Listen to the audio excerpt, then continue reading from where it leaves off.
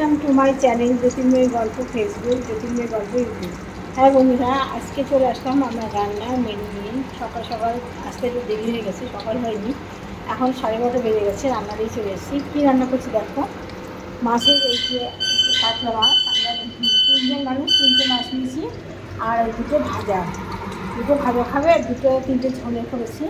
আর সঙ্গে মুসুর ডাল করবো, মুসুর ডালটাকে সিদ্ধ করে রেখে দিয়েছি, মুসুর ডাল।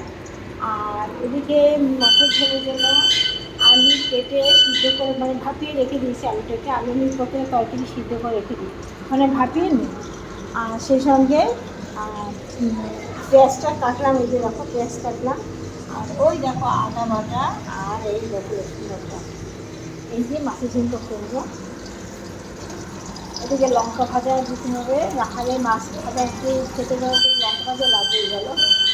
মাছ ভাজাটা প্রায় হয়ে আসছে, আর একটু হবে, এটা হলে ব্যাস মাছ ভাজাটা তুলে রেখে দেবো। দেখি আমি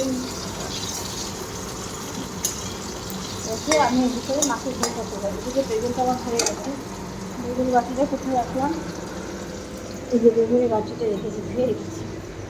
তার জন্য ধোয়া, বুঝতেই তো পারছো।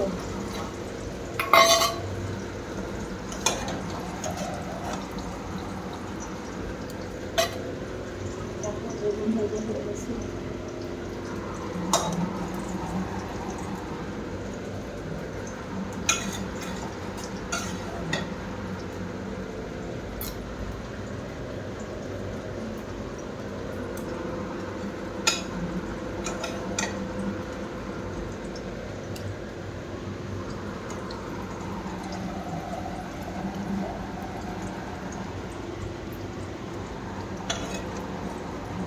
বেগুন ভাজাটা হয়ে গেছে, এই কড়াইতে আমি ডালটা করে দেবো।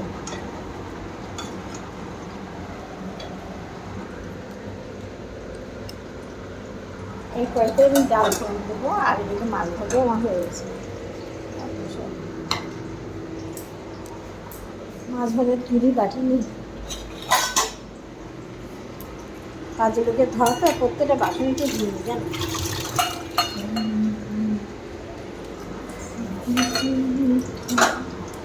মাছ ভাজা তুলি তো বন্ধুরা জানো, মাছ ভাজা পুরো নিভিয়ে তুলি না, এই তুললাম তো, দেখো কী করি আমি।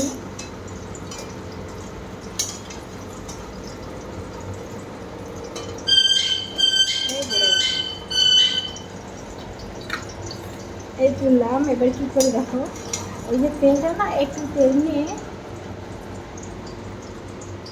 ছড়িয়ে দিলাম, তাহলে মাছ ভাজার ভিতরে তেলটাকে ভালো লাগে খেতে।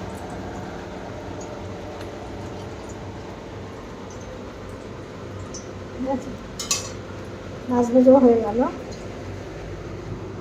সব ডাইনিং টেবিলে নিয়ে যাবো। আর এবার ফোড়ন দেবো, দেখো সঙ্গে থাকো। হ্যাঁ, তোমরা সবাই সঙ্গে থাকো।